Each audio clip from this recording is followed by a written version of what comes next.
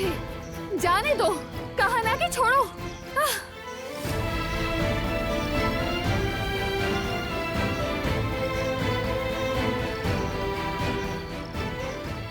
ये झोंपड़ी? अंदर जाओ। क्या अब तुम मुझे यहाँ कैद करोगे? तुम्हारा यही प्लान था? ड्राइवर भी तुमने भेजा था ना, इसीलिए वो मुझे यहाँ ले आया। समझ नहीं आ रही तुम्हें? यकीन नहीं आता कि तुम ये कर रहे हो। इस तरह कुछ हासिल नहीं कर सकते। मुझे यूँ जबरदस्ती